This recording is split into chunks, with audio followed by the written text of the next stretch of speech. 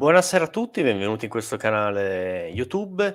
Qui con me c'è Emanuele Viotti del canale A Dimora Vertite. Prego Emanuele. Ciao, buonasera a tutti e grazie per l'invito. Se vuoi un attimo presentarti, i tuoi lavori, Sì, le tue pagine. allora Ad Maiora Vertite non è solamente un canale YouTube, è un progetto molto più ampio. Noi siamo più o meno su tutti i social, Facebook, Instagram, TikTok, siamo addirittura su TikTok. Fate E poi balletti con A facciamo i Dimora. balletti con le paraetimologie di Varrone, quindi uno spettacolo più unico che raro, che ci porterà ad essere ricchissimi. No, non credo, però vabbè. E poi abbiamo un sito dove invece pubblichiamo gli articoli un po' più, approfonditi naturalmente. E niente, io mi occupo di questo dal 2012, ho tenuto anche diverse conferenze in giro per l'Italia, perché gli altri mi mandano sempre avanti a me perché, si imbarazzano, e quindi faccio il cantante della band sostanzialmente. Ehm, e niente, cose rilevanti: l'anno scorso ho vinto il Premio Internazionale della Cultura Rimini Europa in the World per la divulgazione storica, e quest'anno ho tenuto il mio primo corso, di proprio di religione romana, presso il Centro Nazionale di Studi Classici Greco-Latino Vivo, che era un corso riconosciuto dal MIUR, che adesso si chiama MIM, perché ogni tanto li cambiano di nome. E quindi basta, riassunto in poche parole, questo sono io, e non bevo da una settimana, quindi ti prego fai qualcosa. Stasera si può ricominciare. Certo. Bene, ovviamente in descrizione trovate il link dei lavori di articolo, trovate anche il recente libro che ha scritto Emanuele riguardo alla religione romana. Prima di iniziare, abbiamo qui Mauro che si è iscritto così sulla fiducia Grande ben prima Mauro. che iniziasse la live. Grazie Mauro. Grazie. Salutiamo chi è presente subito che ha commentato. Grazie Italian Job. Ciao anzi ciao Aurora, non ti piace? Non ti chiamo Quarta. Ciao Aurora, grazie di essere qua. E salutiamo anche Elisa del canale di Age of History. Abbiamo anche Giovanni De Santis. E questo è uno Bene. dei ragazzi che collabora con noi. Bene. Allora, questa live può essere la prima di una serie di live sulla, storia romana. Ovviamente per approfondire un tema di questo tipo bisogna fare più discorsi, più puntate. Quindi inizieremo con se vogliamo, una sorta di, premessa, introduzione, entriamo un attimo nel vivo. Quindi se posso la mia domanda iniziale, cosa rimane religione indoeuropea, ecco. Quindi partiamo da Nella prima. religione romana, immagino. Sì, esatto. Allora, intanto io vorrei fare la premessa della premessa, cioè da dove vengono le religioni? Noi abbiamo quest'idea, che ci è data un po' dal cristianesimo, che un bel giorno arriva qualcuno e si inventa una religione. È un'illusione che in realtà avevano anche i romani, perché, raccontano nel mito che Numa Pompilio ha creato gran parte delle istituzioni e delle pratiche religiose. Numa Pompilio, per chi non lo ricordasse, era il secondo re di Roma, il re sacerdote per eccellenza, e che appunto seguì Romolo. Ehm, ma nella realtà non è così. Cioè c'è sempre un prima in ambito religioso, qualcuno che ha preso da qualcun altro, appunto fatta eccezione per quei casi dove arriva un personaggio e dice: "Ho capito tutto io e quindi adesso fate come vi dico io". Ma sono casi veramente rari, sono assolutamente la minoranza. Pensate che la prima prova archeologica di carattere religioso che noi abbiamo risale a mezzo milione di anni fa, ed è relativo ad alcune sepolture in grotta in Sudafrica che, come evidentemente capite da voi considerando la datazione, sono precedenti alla nascita dell'Homo sapiens. Quindi la religione è più vecchia dell'uomo. Ora, le religioni di tutto il mondo Scusami, rispettano non ho tutta una capito serie una di... cosa. Vai. Siccome c'è una sepoltura, noi colleghiamo e c'è un rito, cioè riconosciamo che c'è un rito, possiamo dire che c'è un Il pensiero ri religioso? Esatto, il rito funebre, con la presenza di un corredo, eccetera, attesta un pensiero religioso, perché se no tu il morto lo lasci per strada. Ok.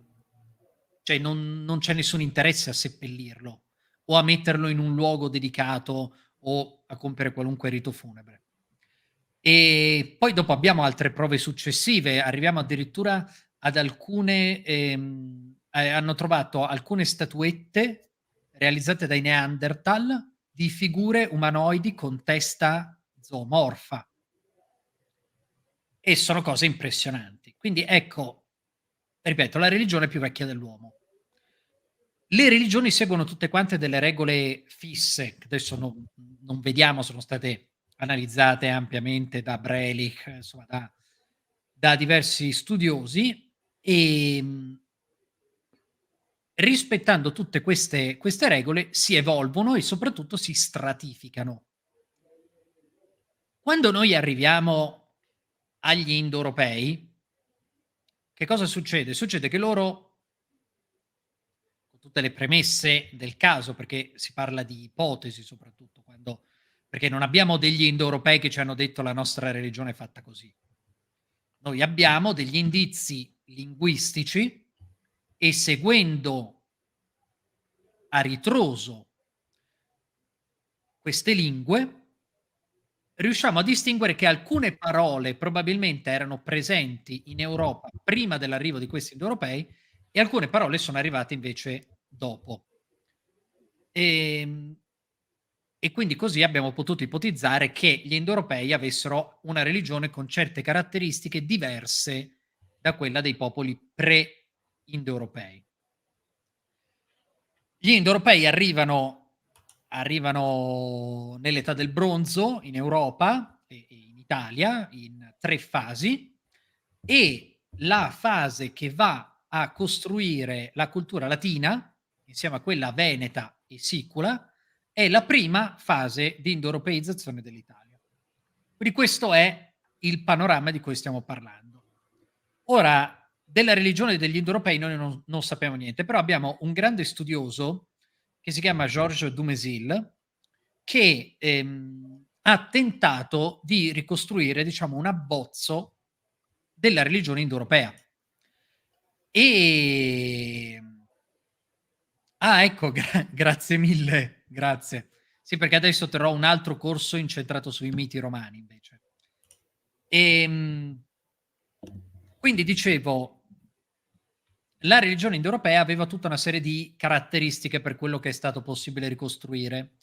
Cioè esistevano delle divinità del fuoco, un fuoco costruttore, un fuoco distruttore e un fuoco interiore, che trova parallelismo con i 3 fuochi vedici.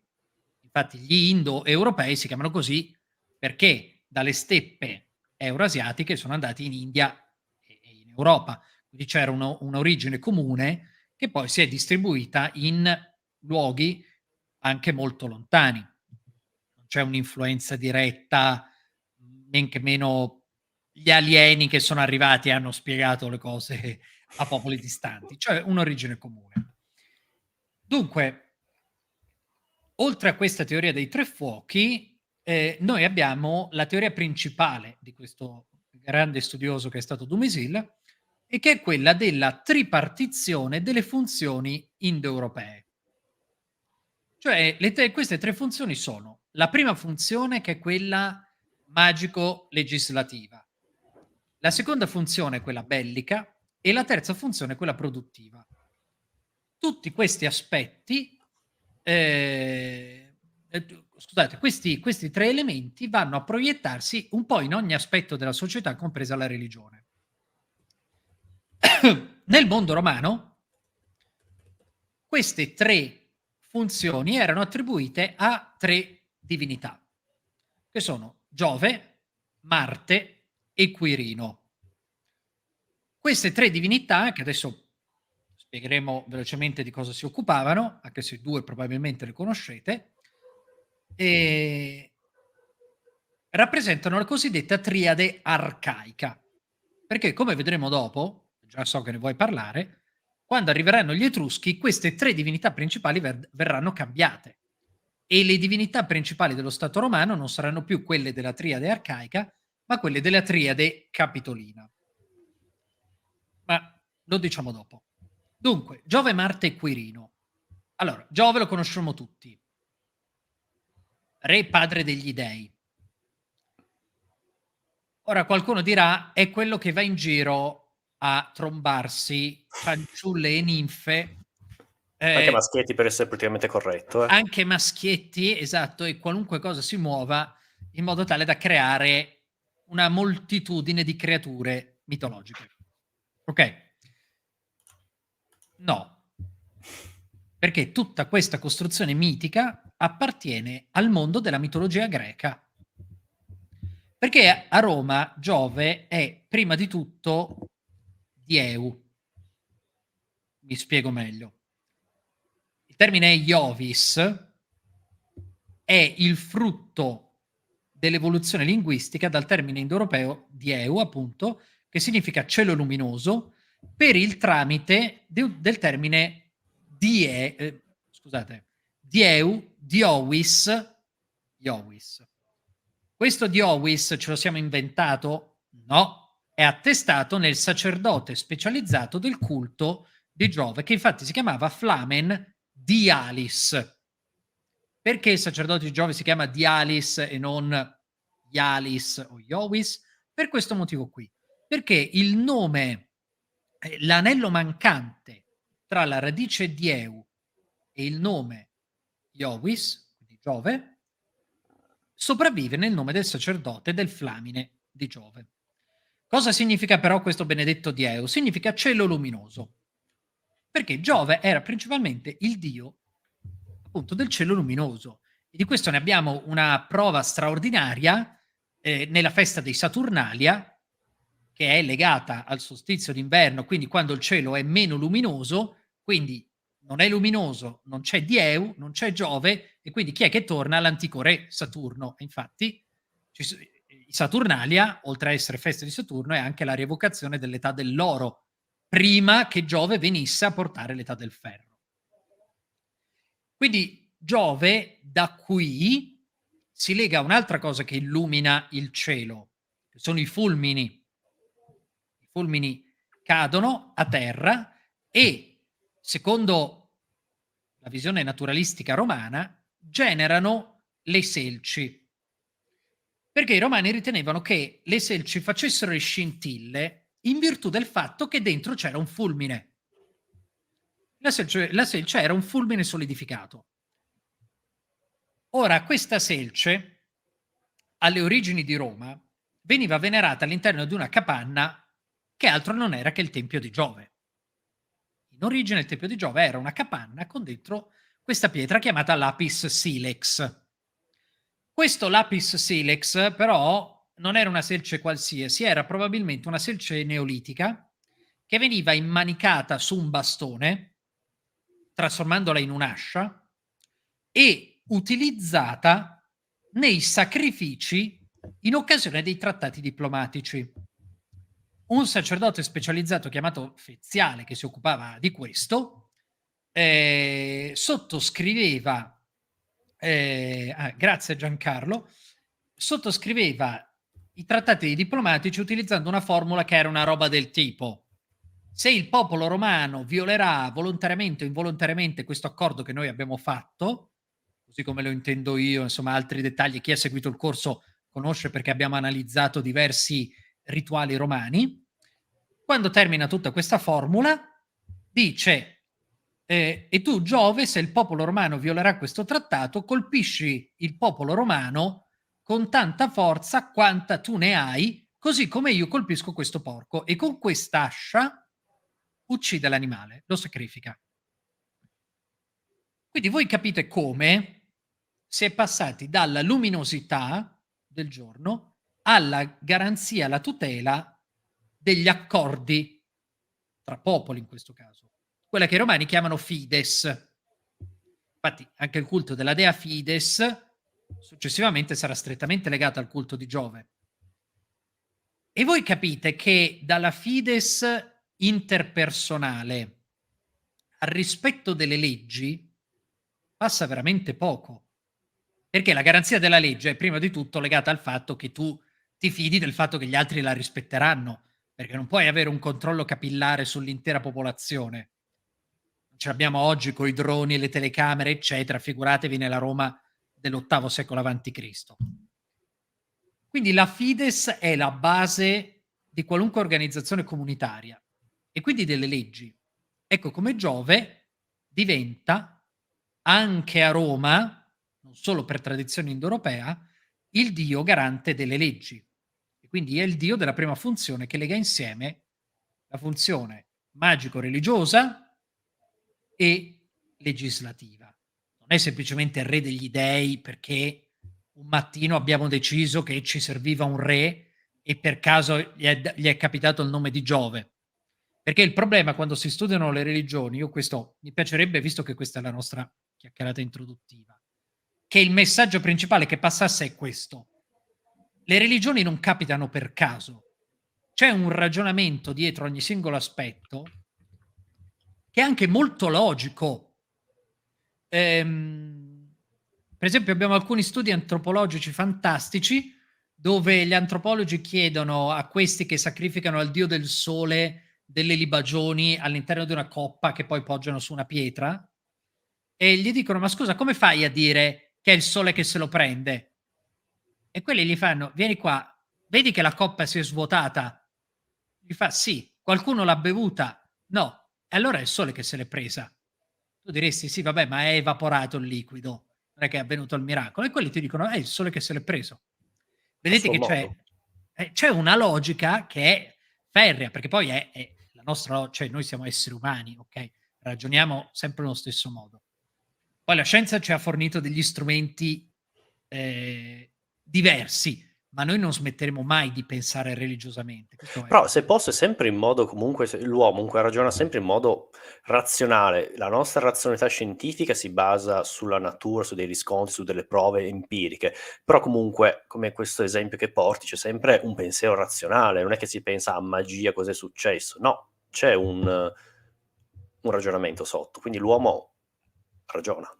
Assolutamente sì, ma infatti siamo più irrazionali noi oggi, noi ovviamente, perdonatemi se faccio una semplificazione, ok?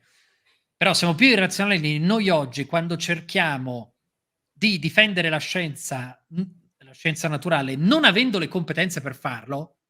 Io non sono uno scienziato, non sono un fisico, ok? Nel momento in cui cerco di difendere la fisica sono ridicolo perché non ho le competenze per poterlo fare e quindi divento meno razionale di quegli uomini religiosi di 2000 anni fa. E infatti ognuno dovrebbe solamente occuparsi di quello che sa. Poi, vabbè. Già abbiamo capito di cosa stiamo parlando. Torniamo alle nostre divinità che è meglio. Ma se posso, scusami, Vai. che visto che per questa parentesi abbiamo visto come la religione nasce addirittura prima dell'uomo e c'è anche una logica. Scusami se entro in gamba tesa così, è un pensamento così estemporaneo, ma avverrà secondo te un futuro dove l'uomo riuscirà a non aver più bisogno, se vogliamo usare questo termine, della religione? Ehm, come diceva Coelho, la domanda è mal posta, nel senso che non è che l'uomo ha creato la religione perché ne aveva bisogno. L'uomo pensa religiosamente. Dicevo in un'altra live con Archeomilla su Instagram che se noi guardiamo, per esempio, il modo in cui si relazionano molti atei rispetto alla scienza è un modo assolutamente religioso. E ora qualcuno magari nei commenti, spero di no, si altererà dicendo: "No, ma perché quella è oggettiva, invece la religione è un'invenzione", eccetera, eccetera, eccetera. Sì, se vogliamo possiamo anche dirla così, ma l'atteggiamento che ha mediamente l'ateo nei confronti della scienza, ripeto, è un atteggiamento religioso. Tu dici E tu l'atto di sei un fede. fedele. Scusa? Tu dici l'atto di fede. Esatto, tu sei un fedele di quello che ti dice uno specialista che analizza il mondo esterno, lo accetti per quello che ti dice lui ma non hai gli strumenti per verificarlo. Tra l'altro in realtà è anche un approccio molto cristiano, perché le religioni, pagane si relazionano diversamente con gli esperti del sacro. Molti riti, avevano un'esperienza diretta della cosa, della religiosità, non passavano quasi mai per un tramite terzo. Ehm, e quindi agiscono anche in modo fanatico. Cioè se tu gli dici, non so, il classico dibattito tra l'ateo e il religioso è assolutamente speculare. Cioè ad un certo punto arrivano ad insultarsi e ritenersi reciprocamente degli idioti, perché non hanno in realtà, l'esperienza diretta per sostenere i propri argomenti o le competenze. Ripeto, io mi sto riferendo a persone atee, non lo scienziato esperto in materia, che poi in realtà ognuno sarebbe esperto in una materia. Comunque, vabbè, anche qui stiamo semplificando e generalizzando. Ma questo perché il nostro cervello è costruito per dare significato alle cose che vede. Tu senti un rametto che si rompe nel bosco, non è il rametto che si rompe, è qualcuno è lì, un predatore è lì. Questo a livello proprio naturale. Cioè noi siamo fatti così, il nostro cervello è fatto in questo modo, e a dimostrazione storica, visto che parliamo di storia, no, anche sul tuo canale, quando il cristianesimo arrivò nell'impero, si presentò come una religione assolutamente razionale. Cioè, perché noi siamo razionali, non siamo come questi che credono nelle favolette, e c'è, Arnobio di Sicca che fa tutto quanto l'elenco di quelle divinità che lui prende in giro e dice: "Ah, voi scemi credete in questi dei che si occupano di un sacco di cose, che senso ha? Soltanto noi abbiamo una religione razionale". Anche loro si sono presentati in modo razionale, così come la scienza oggi si presenta in modo razionale e diventerà un'altra religione. Questo secondo me è quello che accadrà, finché non arriverà un nuovo approccio alla lettura della natura che sarà, se vogliamo, ancora più razionale di quello scientifico, e diranno: "Ah, vedete perché quelli che credevano nella scienza erano come i cristiani prima e i pagani prima ancora". Io se posso, scusami se ti interrompo, che mi hai Prego. fatto, accendere una lampadina. Io ho sempre pensato nella mia testa che l'ufologia fosse una religione 3.0, che vuole a metà tra religione, se vogliamo, antica e scienza, vuole essere questo cavallo, questo ponte.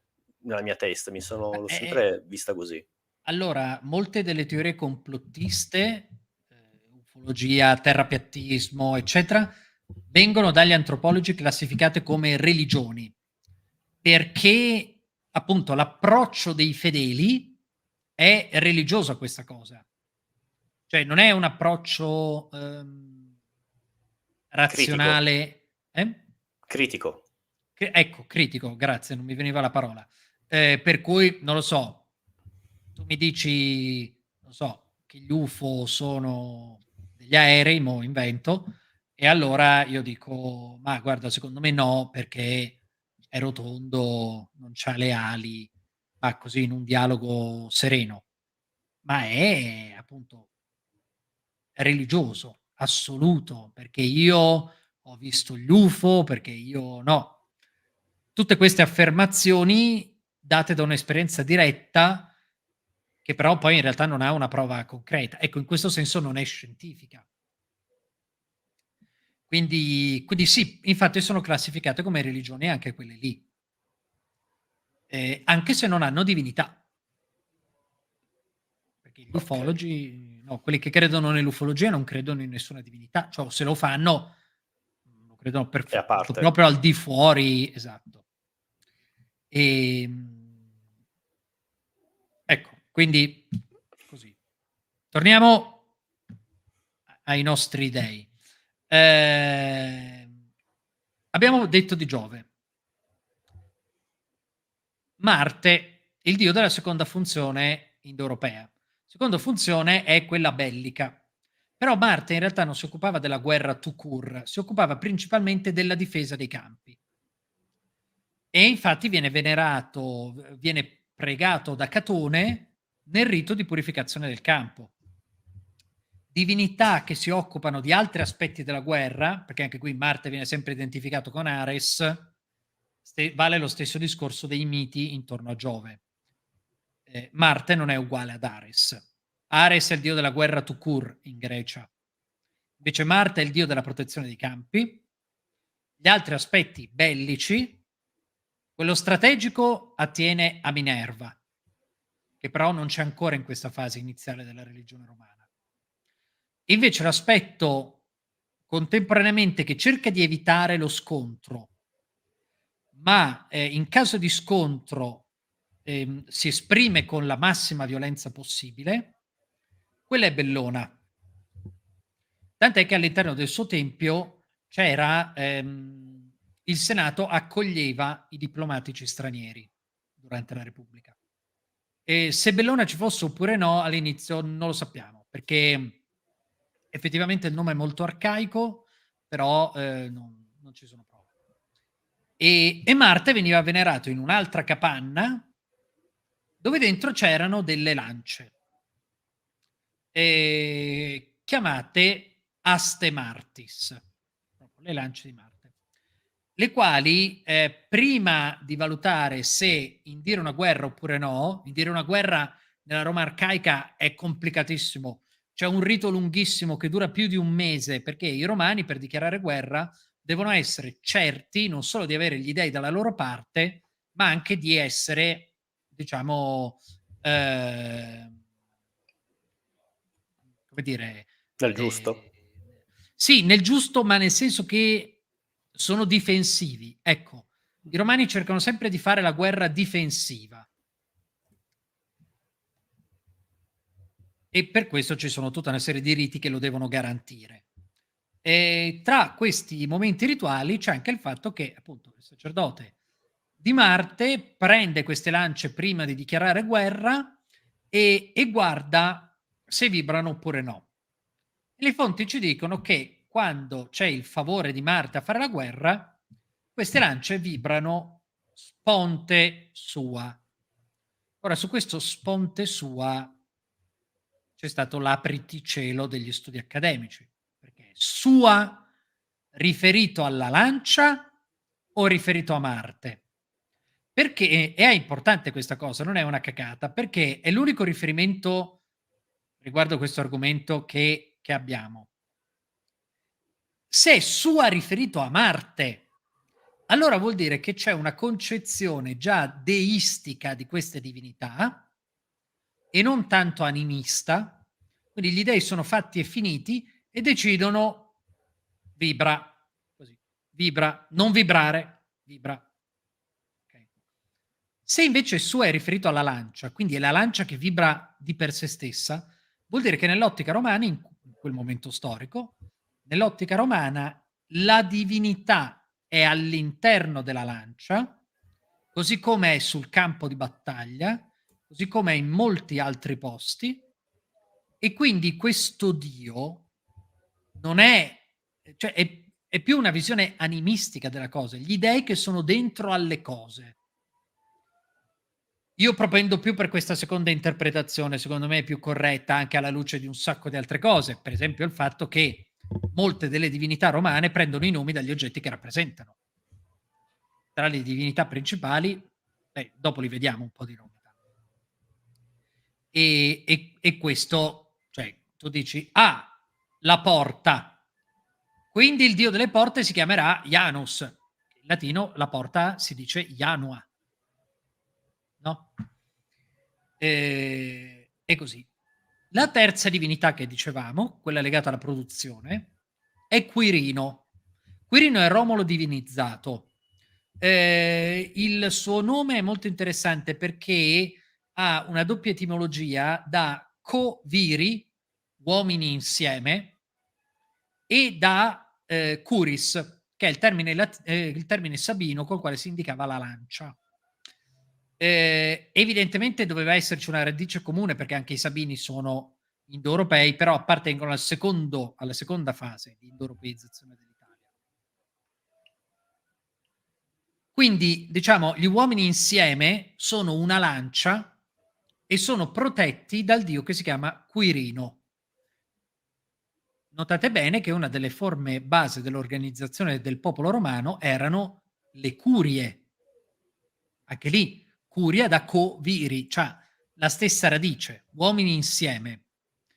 E quindi questa divinità della produzione è anche la divinità del popolo romano, il populus.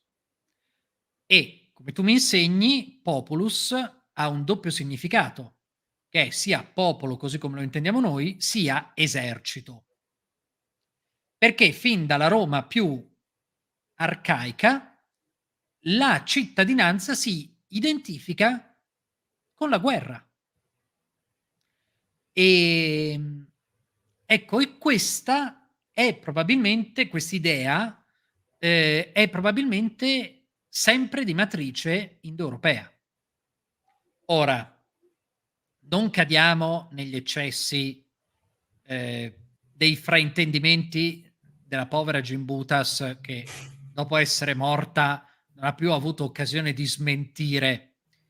Anche lei non sosteneva l'idea che i pre-indoeuropei fossero pacifici, buoni, gentili, eccetera, mentre poi sono arrivati gli indoeuropei brutti e cattivi e hanno distrutto questa specie di società fatta di unicorni rosa. Lei non ha mai detto nulla di tutto questo, però è un fatto che la guerra diventi un valore anche identitario per certe classi sociali con gli indoeuropei, i quali, giusto per smentita, sono arrivati in Europa in piccoli gruppi, probabilmente gruppi familiari e a macchia di leopardo.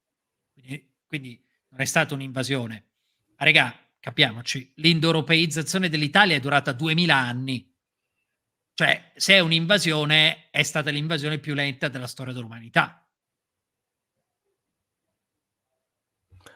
Sì, però se posso, la guerra non è solo un fatto culturale indoeuropeo. No, assolutamente. Infatti. Ma che sia un valore al punto da determinare, per esempio in India, un'intera classe sociale che si Certo, occupa di certo. quello, invece è una cosa indoeuropea. No, la guerra la fanno tutte, la fanno pure le scimmie, a dire la verità. Quindi anche quella è una cosa vecchia come la religione o quasi. Quindi ecco. Direi che come inizio ci possiamo stare con le sopravvivenze indoeuropee. Queste sono le cose, le 3 divinità principali della Roma arcaica. Bene, vogliamo vedere come si evolvono? Prima abbiamo accennato con l'influsso degli Etruschi, come viene a cambiare, cioè con la religione capitolina. Sì, allora anche qui prequel. Roma nasce, come tutti sapete, a metà dell'VIII secolo a.C. come un fenomeno di sinecismo. Cioè vuol dire che questi abitati sui 7 colli, che la tradizione vuole chiamare Septimontium, hanno deciso ad un certo punto di darsi un unico centro politico e religioso. Okay. Dove decidono di farlo? Decidono di farlo in un posto che è al confine tra il territorio latino, il territorio sabino e il territorio etrusco. Perché se voi salite sul Campidoglio e sputate giù dalla Rupe Tarpea, praticamente oltrepassando il Tevere, vabbè, dovete sputare molto forte, però oltrepassate il Tevere, arrivate a Trastevere, e Trastevere era Etruria. La relazione dei Romani con i Sabini, con gli Etruschi, c'è letteralmente fin dal primo giorno. Questa cosa i Romani la sapevano, noi vabbè troviamo le prove archeologiche di tutto questo, perché troviamo resti di templi, di certe decorazioni, ok? Però i Romani ne erano perfettamente coscienti perché nel mito che cosa ci dicono?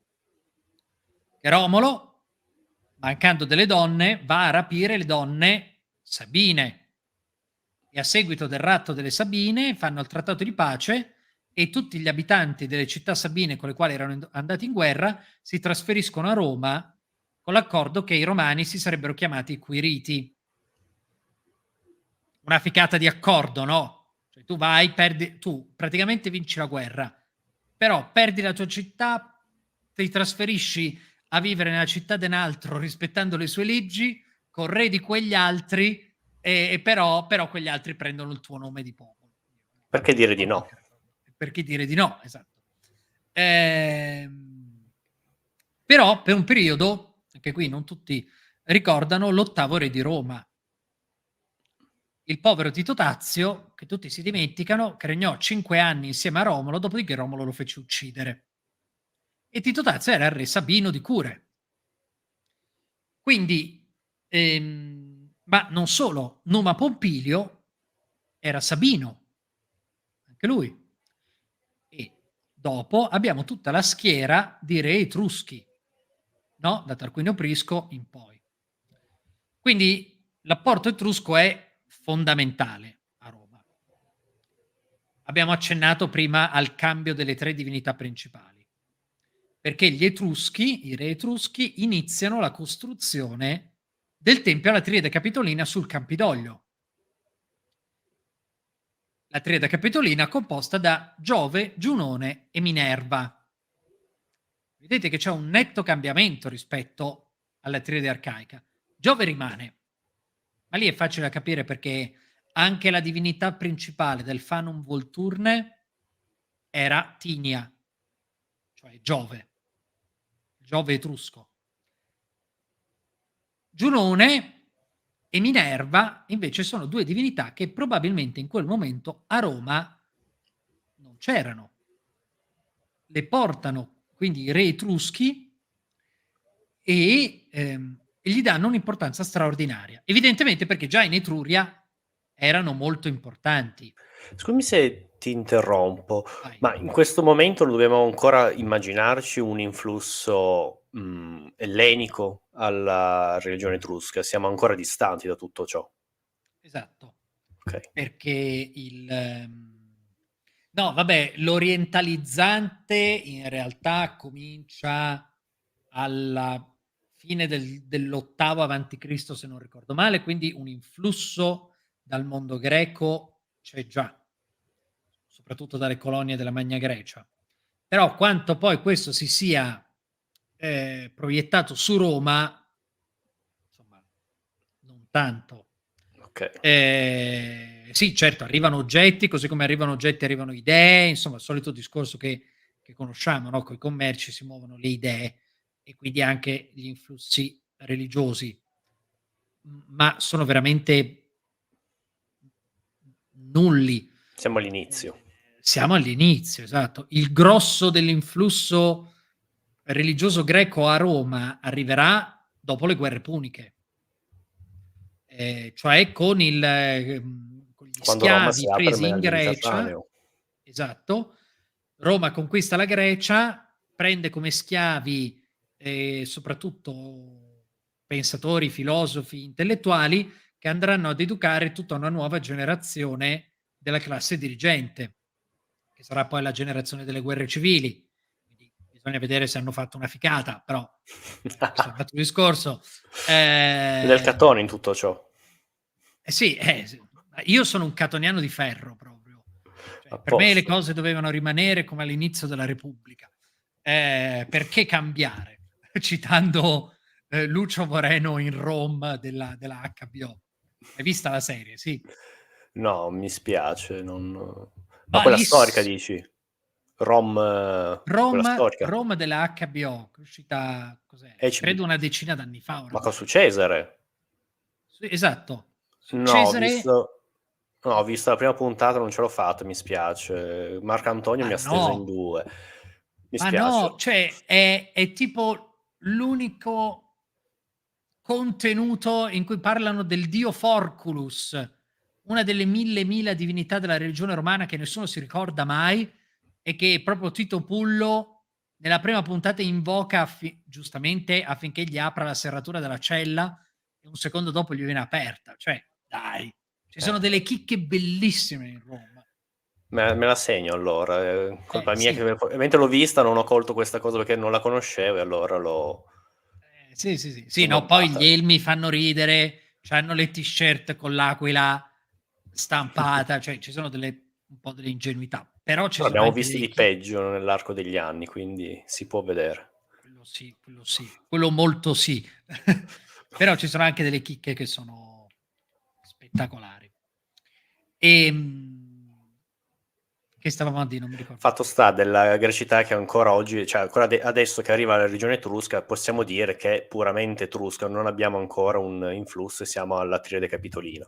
Esatto, esattamente. Poi direttamente su Roma, in realtà la prima divinità, greca che arriva è Apollo, ma arriva per tramite degli Etruschi, quindi è già stato italicizzato ed arriva nel 449 con la costruzione del suo tempio. Quindi siamo parecchio distanti, okay? Tra l'altro con una situazione surreale perché gli fanno un tempio perché sperano che guarisca da, una pestilenza che si sta spargendo a Roma, però glielo costruiscono proprio nel momento in cui sta migliorando e 2 minuti dopo riesplode, peggiorando la situazione e i romani rimangono così. Dicono: "Ah, abbiamo sbagliato forse". Comunque vabbè, non importa. Ehm, allora la triade capitolina. Quindi queste divinità sostanzialmente straniere e straniere anche all'idea indoeuropea, perché le 3 funzioni finiscono per essere rimescolate. Perché vedete anche qui, l'influenza del mito greco ci altera la visione di queste divinità. Adesso non rifaccio un pippone di mezz'ora come prima, prenderò solamente ad esempio Giunone che è abbastanza chiara. Allora, com'era Giunone in quest'epoca? Allora, il culto principale nel Lazio di Giunone era quella di Giunone Sospita, madre e regina. Sospita vuol dire salvatrice. E veniva raffigurata come, in armatura, con un'armatura fatta in pelli di capra, una lancia, uno scudo bilobato, no, tipo gli ancili, delle scarpe a punta, degli stivali a punta, ehm, e cattivissima che mena tutti. Non è esattamente l'immagine della brava mogliettina che immagineremmo. Infatti veniva venerata per, diciamo in chiave apotropaica, cioè per allontanare le forze negative, per guarire da certe malattie, eccetera. E fra l'altro in sé, in questo culto che lei aveva a Lavinio, dove c'è ancora il santuario, riuniva tutte e 3 le funzioni indoeuropee, no, allora Giunone, regina, prima funzione, sospita, seconda funzione, quella bellica, e madre, quella produttiva. Ovviamente in analogia con le dee madri, no, con la produzione agricola. Quindi era 3 in 1, era come Bolt. Non è una DV, mi è venuto così.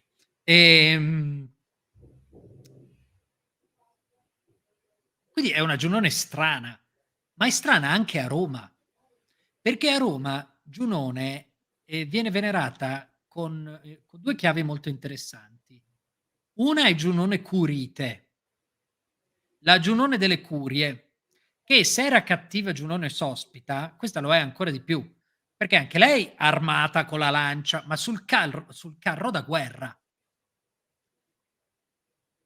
E un'altra invece è un aspetto di Giunone strettamente infero, chiamata, Mefite, il cui santuario principale lei a Roma aveva solo un bosco sacro, però il suo santuario principale si trovava in Umbria e era vicino a, uno spazio che esalava dei fumi velenosi, gli animali venivano sacrificati a questa divinità semplicemente spingendoli verso il tempio, questi morivano a causa delle esalazioni e dopodiché affondavano in questi che dovevano essere delle paludi. Ora io non so se a voi tutto questo ricorda la era greca. Decisamente no. No, Okay. beh. Eh? Ma no, decisamente no, sono Ecco. Ebbene, questo di nuovo per dire che la religione romana non è una copia di quella greca, che è ancora non c'è ancora questo aspetto di influenza della grecità e che i miti che noi siamo abituati a conoscere dal mondo greco, perché li impariamo già a scuola, non hanno niente a che vedere con il mondo romano. Anche se poi, nella tarda repubblica e nell'età imperiale, autori latini li riracconteranno facendo l'interpretazio, l'identificazione delle divinità, che però in realtà sono veramente un altro mondo. Bene, quindi questa triade capitolina, voi capite che comincia ad assumere un po' più di senso il fatto di avere Giunone, Minerva insieme a Giove a protezione dello Stato, perché sono delle divinità molto più, diciamo, forti, usiamo questo termine, rispetto a quello che immagineremmo. E forti non perché sia un valore in assoluto, ma perché in quel contesto lì, in quell'epoca, in quella società, la forza era indubbiamente un valore. Ma l'apporto etrusco in realtà non si limita solo a questo.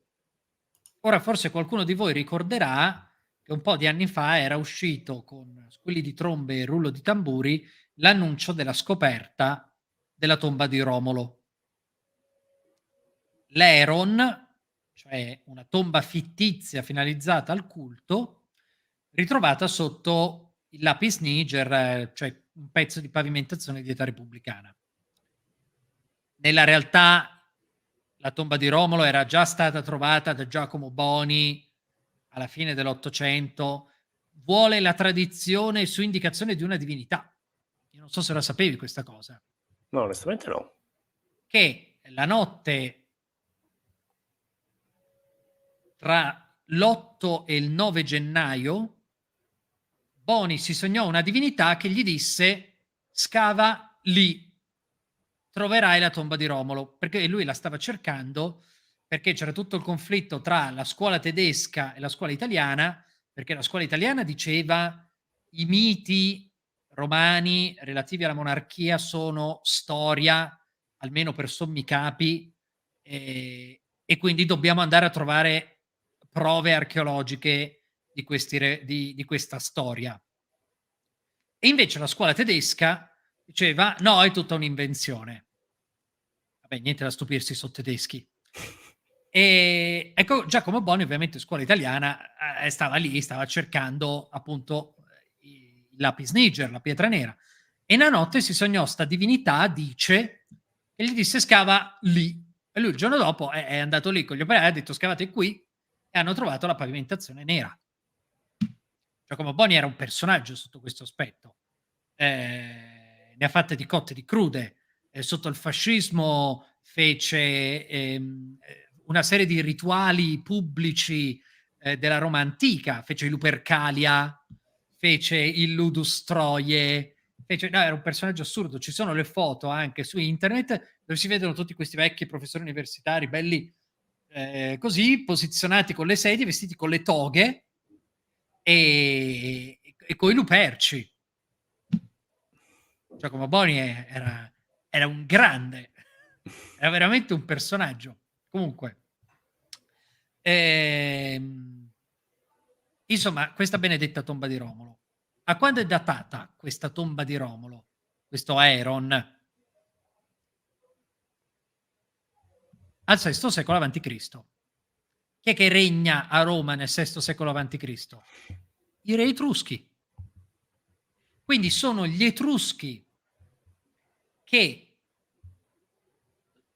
non mi azzardo a dire che creano, ma quantomeno che alimentano il mito di Romolo. Non solo, vabbè, Giacomo Boni aveva scavato un po' come si scavava allora, tira su e butta in cassetta.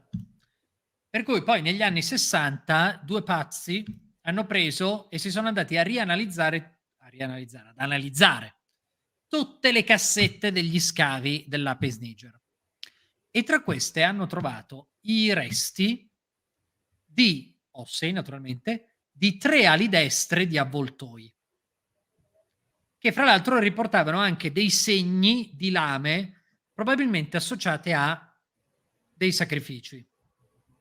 Oltre a quelle c'erano anche dei resti di sacrifici di cani. Ora, i sacrifici dei cani sono facilissimi da interpretare. Li metti in relazione col rito di Lupercalia o comunque con un rito di purificazione, perché i cani venivano sacrificati appunto, nei riti di fondazione, nei riti di purificazione, durante i Lupercalia e per scacciare la canicola e quindi per scacciare il caldo. Scacciare, scusa?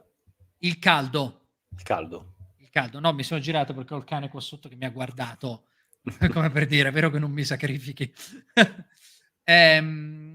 Sì, era un rito che si faceva tutti gli anni il 3 gennaio. I cani venivano crocifissi e, probabilmente, appunto, per scacciare la canicola, cioè la costellazione del cane che capitava in quei giorni, in quel periodo lì, e alla quale si attribuiva l'estrema calura estiva. Ehm, per quanto riguarda i sacrifici di fondazione invece li troviamo molto spesso, adesso non lo so, un esempio che mi viene in mente, l'ultimo che ho visto a Rimini. A Rimini, se andate nel museo civico, ci sono i resti di questa mandibola di cane che era stato sacrificato e l'hanno trovato proprio sotto le mura romane ed era il rito di fondazione. E poi invece per quanto riguarda le purificazioni ce l'abbiamo come fonte bibliografica. Insomma, quindi il cane facile. Ma gli avvoltoi? Chi ricorda attentamente il mito di Romolo e Remo ricorderà che quando loro traerono gli auspici per sapere chi dei due avesse dovuto regnare su Roma, ad apparire non furono degli uccelli qualsiasi, ma proprio degli avvoltoi. Che poi è il motivo per cui il logo di Ad Maiora Vertite è un avvoltoio. E quindi, ecco, per cui ci sono questi elementi che tornano e che sono tutti da attribuire ai re etruschi. Ma ci sono poi un monte di divinità e di elementi che contribuiscono alla religione romana e che vengono dai re etruschi. Scusate, non dai re, dalla cultura etrusca. Mi viene in mente il dio Vertumno, una delle tante divinità che comunemente non si conoscono, e che molto probabilmente è una latinizzazione di Veltumna, che è, secondo alcuni, l'appellativo di Tinia venerato presso il Fanum Volturne, quindi di nuovo il dio a capo della Dodecapoli etrusca. Del resto l'influenza etrusca non si è limitata al periodo dei re. Intanto forse non tutti sanno che poco dopo la cacciata dei re, proprio nel primo anno della Repubblica, gli Etruschi tornano e Porsenna assedia la città. Lars Porsenna, il grande condottiero etrusco, assedia la città di Roma. Secondo il mito viene impressionato dal sommo coraggio dei romani, uomini e donne, tutti lo impressionano. La famosa storia, no, di Muzio Scevola, quello che tutti la conoscono, no? Che si bruciò la mano da solo sul braciere per dimostrare quanto erano coraggiosi i romani e quanto disprezzavano il dolore fisico, avviene proprio durante l'assedio di Roma da parte di Porsenna. Insomma, secondo la tradizione, praticamente Porsenna impressionato dice: "Oddio, quanto sono cazzuti questi romani, giro intorno a Roma". Dopodiché va, prende gli schiaffi dai latini e torna indietro sconfitto. Okay. Però noi sappiamo che c'era una statua di Porsenna nel foro. E quindi diciamo che è abbastanza improbabile che questi gli abbiano fatto la statua dopo che gli ha assediato la città, no? Quindi ecco, per cui molto probabilmente Roma venne riconquistata dagli Etruschi sebbene quasi sicuramente si mantenne l'ordinamento repubblicano e poi Roma ottenne lentamente un'indipendenza. Resta comunque il fatto che gli Etruschi, fino alla romanizzazione, rimangono la prima potenza del mondo italico. Anche perché se noi diciamo Etruria pensiamo alla Toscana, è un pezzo di Lazio, ma nella realtà c'era tutta l'Etruria padana, perché il territorio etrusco si estendeva per buona parte dell'Emilia-Romagna e su anche parte della Lombardia, e secondo alcuni anche della Liguria, o quantomeno c'era una forte influenza sui Liguri. Bergamo è di fondazione etrusca e la loro influenza culturale è talmente forte che la scrittura dei Veneti, la scrittura dei Reti, che per chi non la conoscesse era la popolazione che abitava l'arco alpino, è una scrittura derivata direttamente dagli Etruschi. Inoltre gli Etruschi avevano delle colonie, non piace di solito a chiamare le colonie etrusche delle colonie, perché colonie sono solo quelle greche. Ci sono ogni tanto dei problemi di bias, no? Tipo non esistono città prima del VI secolo a.C. perché la poleis nasce nel VI secolo a.C., no? Queste robe qua. Anche se poi hai delle città con le mura, la separazione tra gli edifici religiosi e gli edifici politici, insomma tutte le caratteristiche della città anche nel 10.000 a.C., però non le chiamiamo città. Vabbè, non importa, queste sono le mie polemiche personalissime. Dimenticatele, ok? Gli Etruschi fondano numerose non colonie nel sud Italia. Infatti l'espansione di Porsenna, il tentativo di conquista di Roma, anzi la conquista di Roma, il tentativo di espansione nel Lazio era proprio per creare un collegamento diretto con le non colonie del sud Italia. Quindi ecco, questo vi dà la misura di che cosa erano gli Etruschi, e che hanno avuto certo un lento declino, ma ora che sono declinati avevano influenzato tutte le culture che gli stavano intorno, compresa Roma, che ce l'avevano lì, proprio sul confine. Ci vedo solo una domanda di Adria. Penso sia... Sì? E qual è la domanda, Adria? Stavamo parlando dell'influenza degli Etruschi nell'Italia. Se Mauro riesce a formulare meglio, proviamo a rispondere. Grazie.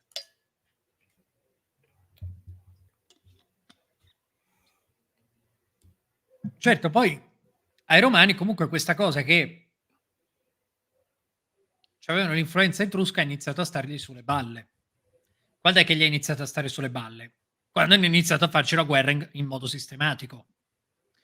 Quando non era più il conflitto per rubarsi le saline di Ostia con Veio, ma è iniziata a diventare una roba un po' più seria, allora cominciano a cercare di staccarsi, così come di staccarsi da una potenziale influenza greca che iniziava lentamente ad arrivare. È il motivo per cui tra il V e il III secolo a.C. viene a formalizzarsi il rito romano. Il rito romano come lo conosciamo, con le formule fatte in un certo modo, tutta una serie, rispetto di tutta una serie di regole, il capovelato, eccetera, eccetera, eccetera, nasce, si forma tra il V e il III secolo a.C. per rendersi indipendenti, per rendersi distinti dagli Etruschi e dai Greci. Tant'è che chiameranno il proprio rito romano ritu. E ok. I riti a capo scoperto, semplicemente a capo scoperto, greco ritu, e probabilmente si trattava sempre di riti romani, ma a capo scoperto, quindi non parliamo di riti greci portati a Roma e mantenuti inalterati. E idem, stesso discorso vale per il rito etrusco, di cui però purtroppo le caratteristiche non le conosciamo. Vedo che Mauro ha espresso meglio la sua domanda, cioè se Adria sia stata fondata dagli Etruschi. Onestamente non me lo ricordo, dovrei andare a riguardare.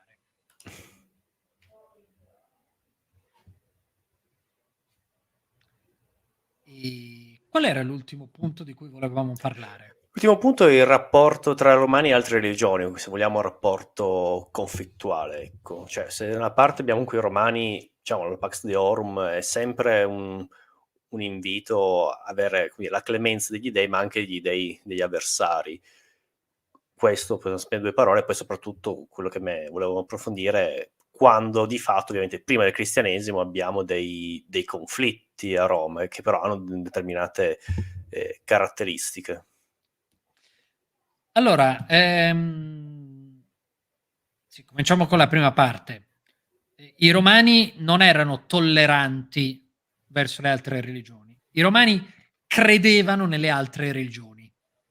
Cioè loro credevano negli dei degli altri e la più magnifica delle prove di questo è l'evocatio, un rito molto interessante che veniva fatto dai comandanti romani quando assediavano una città nemica e evocatio è molto facile da intuire, è una parola composita di ex più voco, chiamo fuori. Cioè, tu vai lì, sotto le porte della città, e fai: "O divinità protettrice di questa città, se abbandoni i nostri nemici e ti trasferisci a Roma, noi ti costruiremo un bellissimo tempio, ti dedicheremo una festa, ti faremo tanti bei sacrifici, smettila di stare con questi morti di fame." Di solito gli dei accettavano e poi la città cadeva. Questo ci riferisce alla tradizione. Questo rituale comunque, che è stato fatto parecchie volte, è stato fatto a Veio ed è in questo modo che Giunone Regina è giunto a Roma, e venne fatto da Furio Camillo il rito. È stata fatta a Cartagine. A Cartagine vengono portati via due divinità che verranno poi identificate con Giove Africo e Giunone Celeste. Chi erano queste due divinità? Erano Baal e Tanit. Io lo cito sempre l'esempio di Cartagine a proposito di questo di cui stiamo parlando, perché io spessissimo ho sentito e ho letto discorsi tipo: "Ah, perché i romani erano tolleranti, credevano nelle altre religioni, ma solo quelle indoeuropee." Mazza, Perché oh, alla che fine studi. ci si eh? Che studi per i romani riconoscere una regione indoeuropea da una Sì, non. no, Cioè. beh, cioè, è ovvio. Perché la buttano un po' sul razzismo, no, fanno tutto un discorso appunto no, non pseudo, palesemente razzista, che dicono sostanzialmente: "Ah, gli dei dei bianchi gli piacevano perché erano come loro, invece gli dei dei non bianchi erano comunque stranieri, li riconoscevano come qualcosa di diverso, inferiore, quindi li perseguitavano." Bene, Cartagine appartiene al gruppo culturale dei Semiti, eppure si prendono i loro dei e se li portano a casa come fanno con qualunque altra divinità. Questa è la prova più lampante, secondo me, del fatto che ai romani delle razze non gliene fregasse cioè delle razze non gli fregasse niente è detta male, che non avevano alcuna idea di razzismo. Ehm, Loro erano semmai dei culturalisti, cioè, non sei romano, ti romanizziamo, ecco. Prima di tutto paga le tasse. Prima di Stai tutto paga le tranquillo. tasse, poi parliamo del resto. E era talmente tanto vera questa cosa che i romani credevano negli altri dei, che per esempio nei territori celtici costruivano un modello di tempio chiamato Gallo Romano. Cioè, erano dei templi a pianta centrale, con un portico che girava tutto intorno e la parte centrale era rialzata con delle finestre per far entrare la luce. Perché erano fatti così questi templi ed erano solamente nel territorio celtico? Perché quella era la forma degli edifici di culto dei Celti prima che arrivassero i Romani. E noi lo sappiamo perché abbiamo trovato le buche di palo di questi santuari e quindi si è potuto ricostruire la forma di questi edifici. Per cui i Romani arrivano, conquistano e dicono: "Bello sto tempio, lo sapete che non arriva alla prossima settimana? Perché la pioggia, un fulmine, prende fuoco, una razzia, cose. Allora sapete che cosa facciamo? Facciamo una cosa bella, facciamo che lo radiamo al suolo e ci costruiamo sopra un tempio identico però in muratura." E così nasce il modello gallo-romano dei templi. E non ne abbiamo 1, ne abbiamo decine di questi templi gallo-romani. E e questo secondo me è straordinario, fra l'altro perché Roma molto spesso impone alle popolazioni locali, ai magistrati locali, di continuare i riti così come sono sempre stati fatti. Perché i romani dicono: "Ma se gli dei lì vogliono essere venerati in questo modo, se noi non lo consentiamo, o peggio, se accade qualcosa per cui questi riti vengono abbandonati, la Pax Deorum si interrompe e quindi Roma diventa la garanzia della continuità dei culti locali." Possiamo approfondire, se posso, proprio questo concetto di Pax Deorum per capire un attimo qual è proprio il legame, cioè come si viveva la religiosità, un romano? Allora, beh, la Pax Deorum è il rapporto di alleanza tra gli uomini e gli dei. Secondo la tradizione sarebbe stato istituito da Romolo con la fondazione di Roma e sostanzialmente in soldoni l'accordo prevedeva che i romani facevano tutti i giusti riti in occasione delle feste e sostanzialmente onoravano gli dei, in cambio gli dei avrebbero garantito la continuità di Roma. Ok? Ehm, Questo era la teoria. Poi, nel quotidiano, il singolo cittadino romano, mhmm, compiva sacrifici, quotidiani alle divinità, ma quali divinità? Soprattutto alle divinità della famiglia. Lari, Mani scusate, Lari e Penati.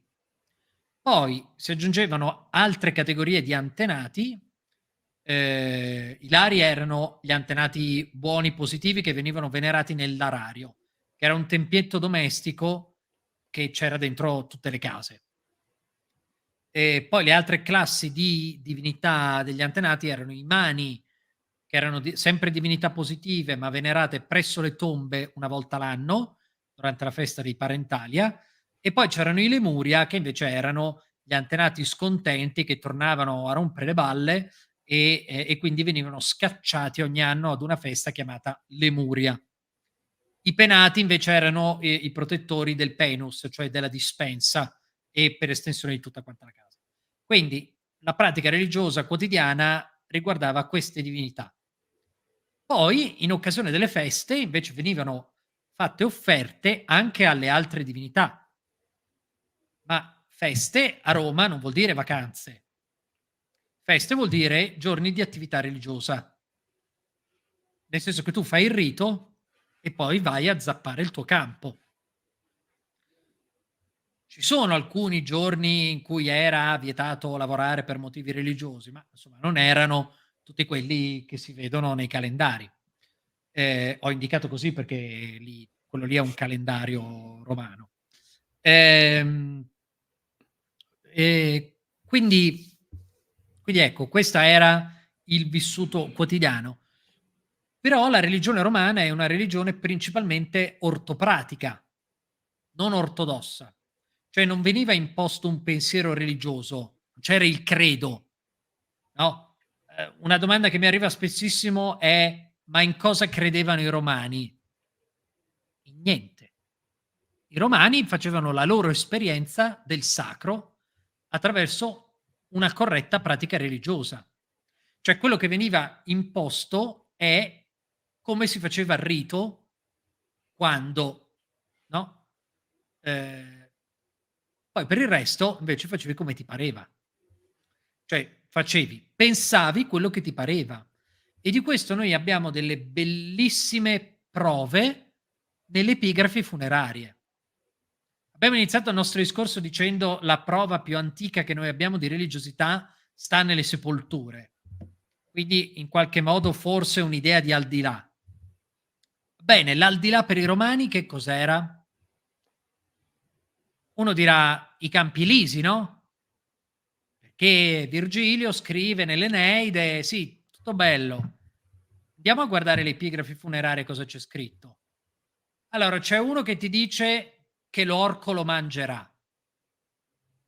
Un altro che ti Scusa, se posso, dice... questo è di tradizione etrusca, credo che l'orco è creatura infernale, viene... Esatto, sì, che finisce anche nel mondo romano. Un altro dice: verrà una fenice e mi porterà via e così io rinascerò come lei. Un altro dice: il sole mi attende e io risorgerò con lui.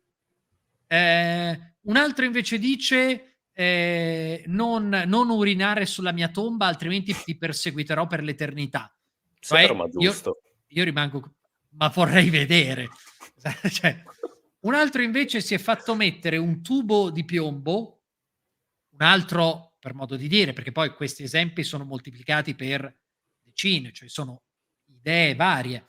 Un altro si fa mettere il tubo di piombo che spunta fuori dal terreno e nell'epigrafe scrive di andare a versargli il vino ogni tot perché sicuramente avrà sete a stare lì sotto. Abbiamo una varietà di idee dell'aldilà che, cioè, tu non hai l'immagine di una religione quasi. Cioè, se noi non sapessimo che tutti quelli lì abitavano nello stesso posto, noi faremmo fatica a dire che tutti credevano nella stessa religione. E infatti grandi storici delle religioni come John Sheed parla di le religioni dei romani. Attenzione, neanche le religioni romane, ma le religioni dei romani. Cioè, le religioni di quelle persone che erano cittadine romane. E in realtà anche il termine religione non è propriamente adatto, perché il termine religio in latino si riferisce solamente ad un aspetto specifico della religiosità, perché si riferisce a quello che gli dei pretendono per sé, per esempio il dies religiosus, oppure un luogo colpito da un fulmine era detto religiosus, gli spazi dedicati ai defunti, le tombe, gli altari, queste cose qui, e quello che il singolo cittadino, per proprio sentimento religioso, decideva di dare alla divinità. Ok?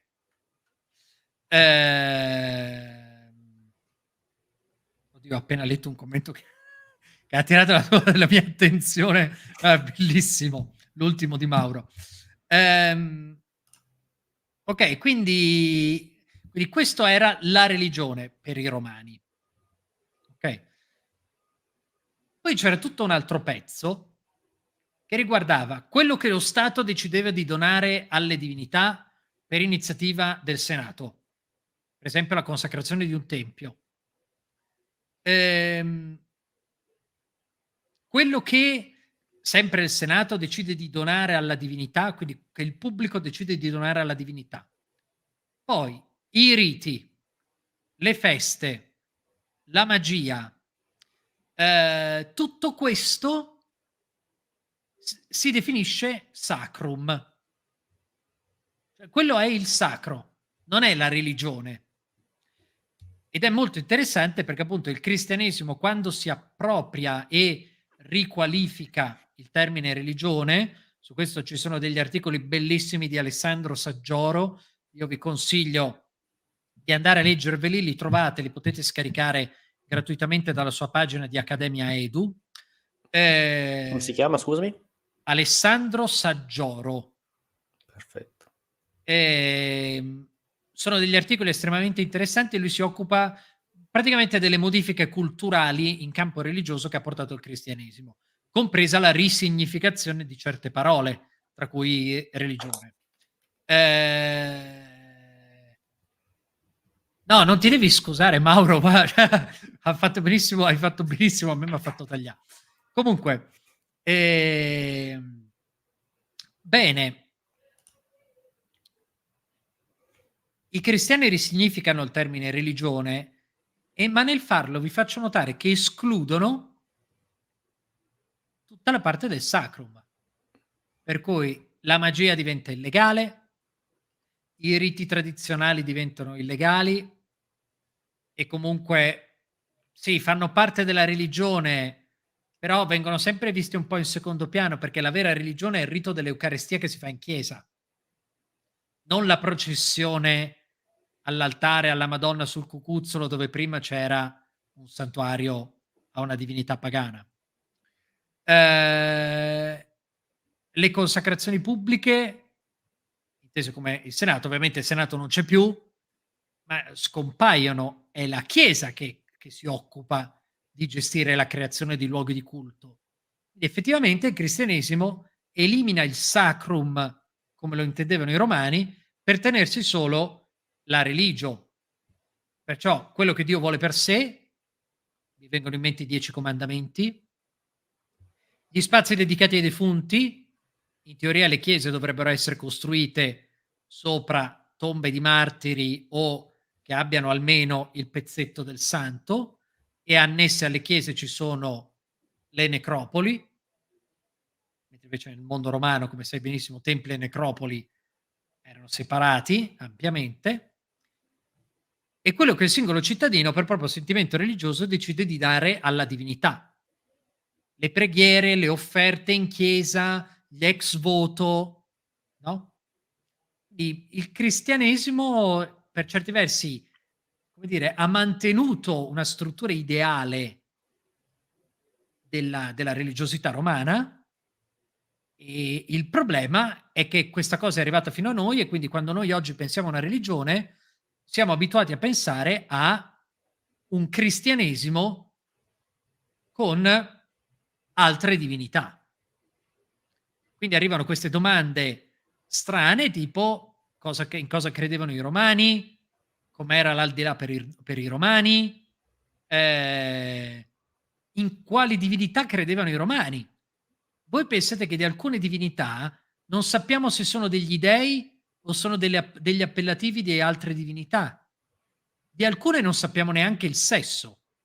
Robigus, il dio che scaccia che protegge il farro, scusate, non il farro, i cereali in generale, da un fungo detto volgarmente la ruggine, che fa diventare i cereali rossi facendoli maturare anzitempo e quindi poi marcire. Il dio Robigus, a seconda delle fonti, quindi a seconda degli autori e a seconda dei periodi, è un dio o una dea, e gli vengono fatte offerte, come dire, Grazie di Aurora. animali maschili. Ah, grazie mille. Di divinità maschili, oppure, scusate, vengono fatte offerte di animali maschili o di animali femminili. Di esempi così ne abbiamo una marea, ma veramente una marea.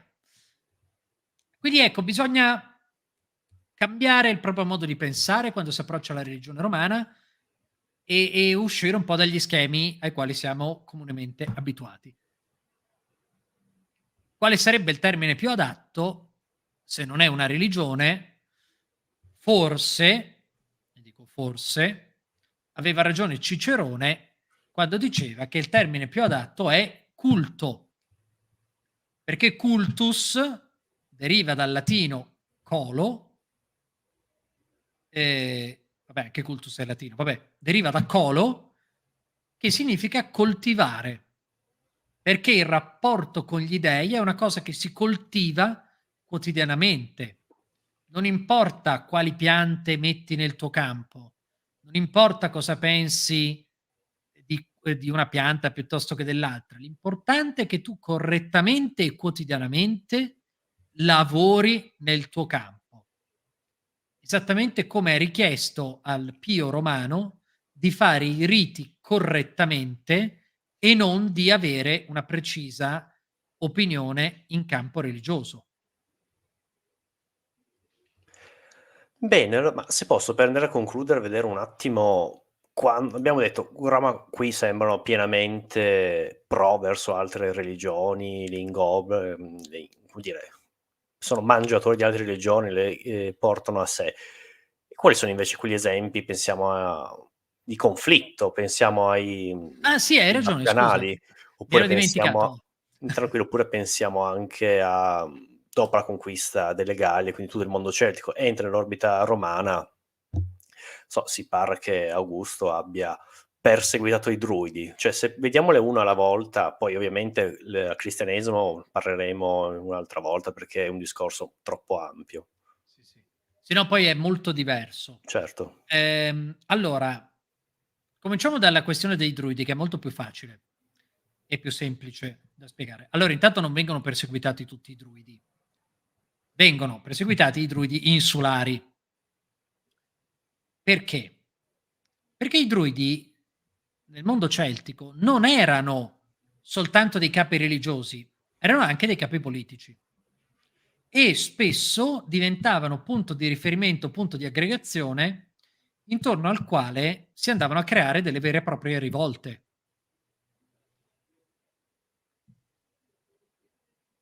Quindi Roma dice: a me dispiace tanto che voi siete detentori di una tradizione antica, ma state rompendo il cazzo.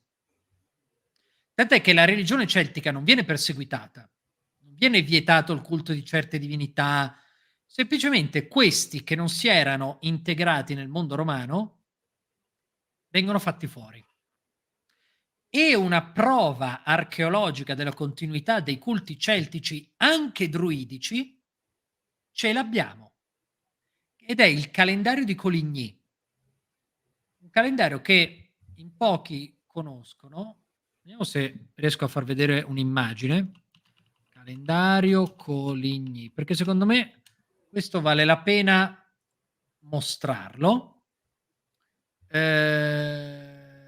Vabbè dai, vediamo madonna che Condividi schermo?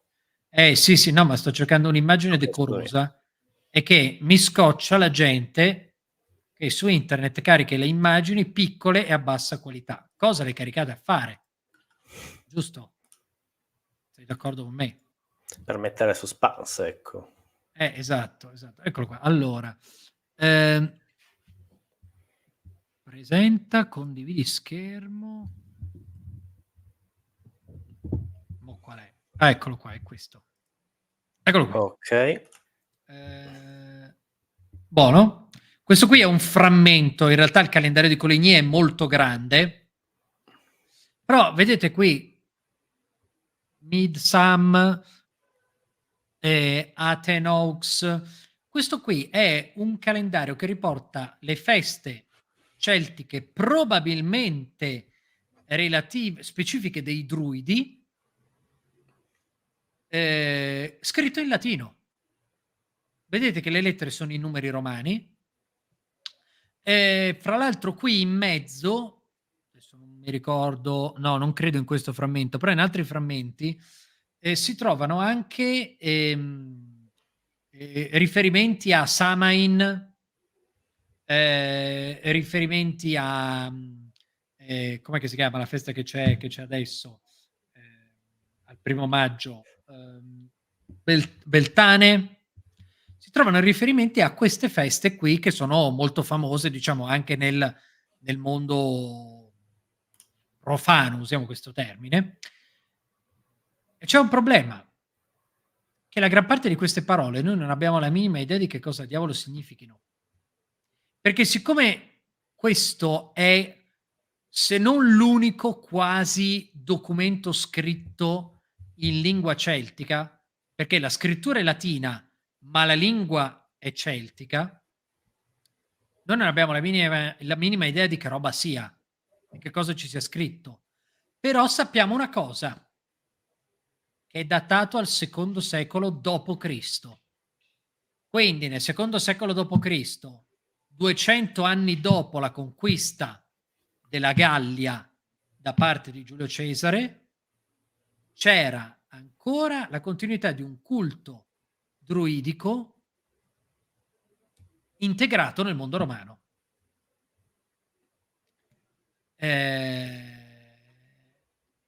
Ecco, quindi così. Mauro chiede se ne abbiamo parlato dei druidi. Ah, forse con No, Europa si riferisce alla Antiqua. mia precedente live, quando abbiamo parlato della cultura dei Celli con incontri di storia, che abbiamo fatto una live gigantesca, abbiamo preso anche quella parte della religiosità. Ah, ne avevate parlato del calendario di Coligny? Sì, avevamo accennato, ovvio, come fonte, diciamo, del religiosa, che possiamo saperne qualcosina. Sì, sì, il problema è che non si capisce una mazza. Cioè, questo è il problema di fondo. Io tu sai che noi ogni anno pubblichiamo i calendaria Mh-mh. e ad un certo punto mi ero messo in testa di aggiungere insieme a il calendario di Romolo, il calendario di Numa, il calendario di Giulio Cesare, il calendario lunisolare di Macrobio, anche il calendario di Coligny. Solo che poi ho detto, quando me lo sono trascritto tutto, me lo sono studiato, ho detto: "Ma che senso ha? Cioè io pubblico una roba che poi 'sta festa che cos'è? Boh". E allora ho detto: "Vabbè, lasciamo perdere, non ha alcun senso pubblicare una roba di cui non si sa niente". Questo non si sa niente perché, non si riesce neanche a ricostruire non solo cosa avvenisse in queste feste, ma proprio che cosa siano. Si è fatto quello che si poteva fare con la ricostruzione linguistica, insomma, ma non è un granché.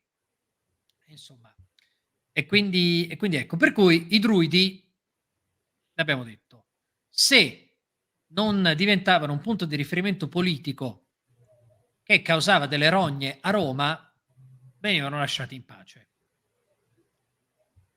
Altro esempio è quello dei Bacchanalia.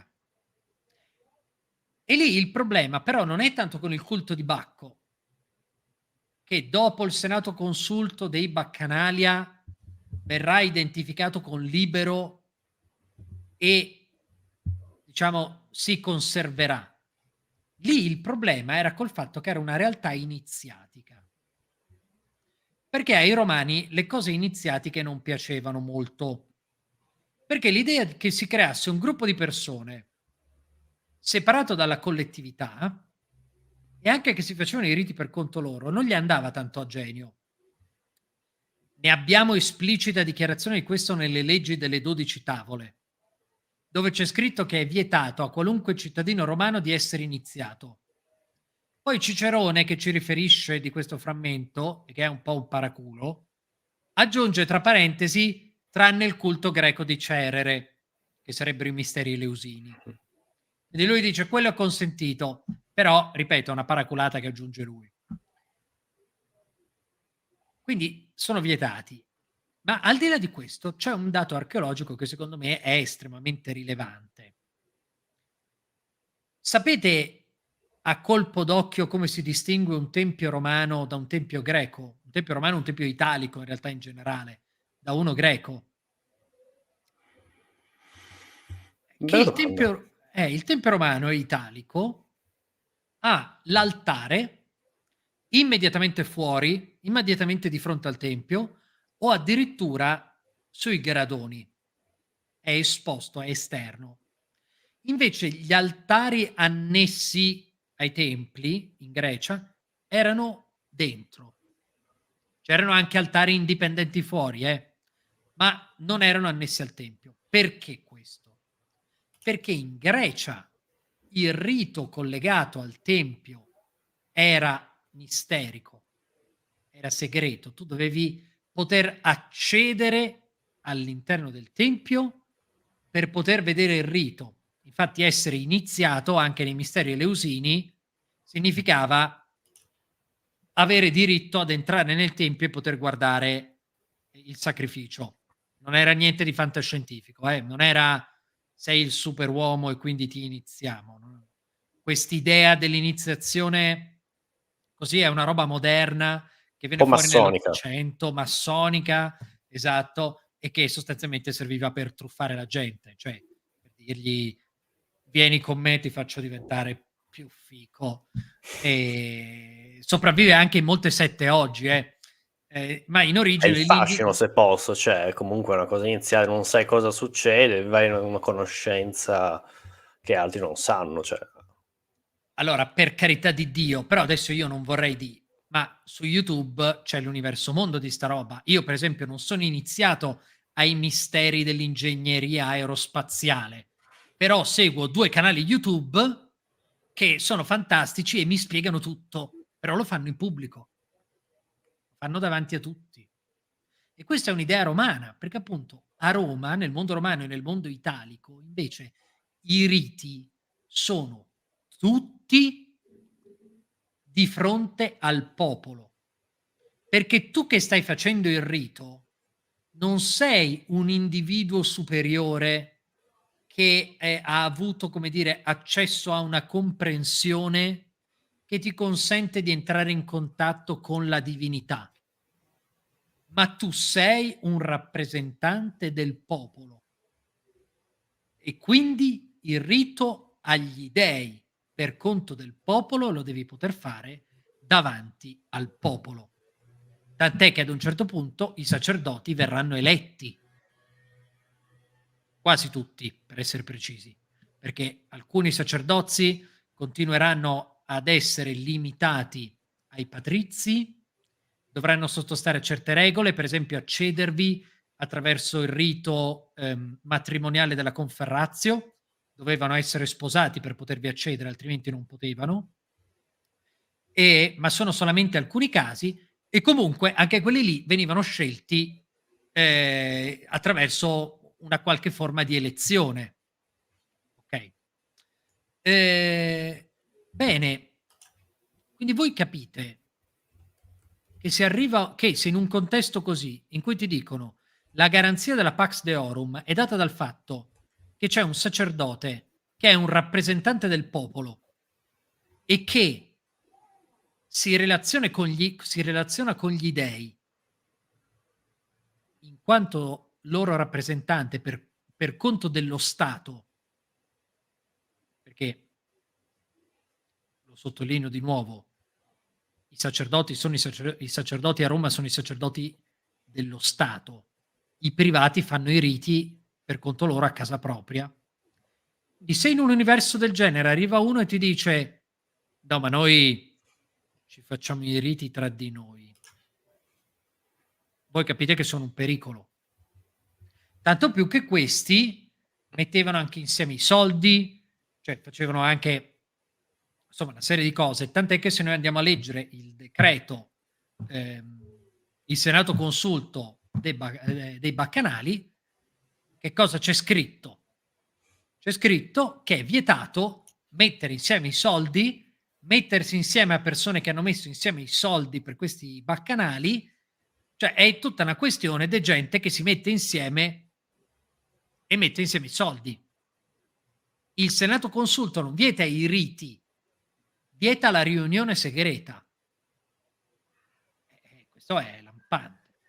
E come ha anticipato Mauro, in parte è anche per questo che verranno perseguitati i cristiani. Poi ci sono anche altri motivi, ma appunto ne parleremo nella puntata dedicata. Quindi è un problema di approccio alla religiosità, al culto degli dei, per quanto riguarda la collettività. Poi altri esempi di persecuzioni, a me vengono in mente solamente cose fatte da singoli, di solito imperatori. Non so, mi viene in mente Ottaviano, quando durante la guerra civile contro Marcantonio vieterà il culto di Iside, per poi riammetterlo a guerra finita. Lì evidentemente sì che c'è un motivo religioso, cioè lui dice siccome Cleopatra era particolarmente devota a Iside, che è una divinità comunque egizia, io vieto il culto a Roma, non so, per farmi odiare ancora di più da questa dea evidentemente, non so, forse si sentiva sto cazzo e quindi diceva così non aiutiamo il nemico, secondo me Ottaviano c'aveva le manie di grandezza. E quindi ecco, quello è l'unico esempio in cui c'è effettivamente un pregiudizio, un conflitto, un'ostilità di carattere religioso, ma sono tutte robe che nascono per iniziative di singoli. Di solito sono gli imperatori che hanno incasinato Roma, io lo voglio dire, perché sono loro che la mattina si svegliavano e dicevano: "Basta, oggi imponiamo questo culto. Oggi inventiamoci il pontefice del sole", no, Aureliano si mette al pontefice del sole. Cioè, a seconda di come gli girava facevano casino. Il Poi cristianesimo, tra l'altro, possiamo un esempio sì, ma anche gigantesco. quello, esatto. Esatto, quindi ma questa è un'altra puntata. Bene. Dai, grazie Emanuele, per questa super live. Se adesso ci salutiamo un attimo, se avete delle domande da fare possiamo rispondere ancora. Intanto comunque ti ringrazio per questa bellissima e piacevole live dove abbiamo di fatto approfondito questi temi che non sono, cioè è giusto rifletterci, non sono così scontati per chi non è dentro nel settore, permettono anche di capire meglio la storia, tutta quanta la società romana. Quindi davvero Tu grazie per questo approfondimento. Ma Scusami? grazie a te per l'invito. Io volevo rispondere un attimo a Mattia Calabrese, Sì, che ti riprendo il scriveva: "Non è commento. così chiaro cosa siano", eccetera, eccetera, eccetera. E volevo, fare una precisazione. Sì, ti ritrovo il commento.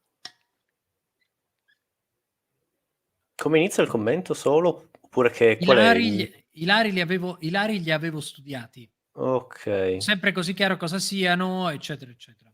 È delle 22:13. Vabbè, intanto eccolo qua. rispondo. Eccolo qua. Allora, i lari lo sappiamo che cosa sono, lo sappiamo benissimo. Lar significa potente, il potente. Inizialmente veniva venerato un lare in casa, che era il mitico fondatore della gens. Poi nel tempo si moltiplicheranno. Noi abbiamo delle fonti molto chiare che ci dicono: i Lari sono gli antenati che sono stati buoni, i Mani sono gli antenati di incerta qualificazione e i Lemuri sono gli antenati scontenti. Ok? Cioè, su questo è chiarissimo. C'è della confusione su un'altra divinità familiare, che sono i penati. Perché c'è questa confusione? Perché l'etimologia di penati è lampante. Penates da penus. Il penus è la dispensa. Già questo dovrebbe chiudere la questione. Però nel Sud Italia romanizzato, a causa dell'influenza greca, il termine penati diventa l'insieme, la categoria di tutte le divinità, anche maggiori, venerate in casa. Infatti in molti larari pompeiani che cosa troviamo? Troviamo statue di divinità. Non troviamo statue di lari, ma sì, troviamo anche quelli, le statue dei lari, ma troviamo statue di divinità maggiori. Perché lì i penati sono un'altra cosa. Ma ripeto, l'etimologia è chiarissima.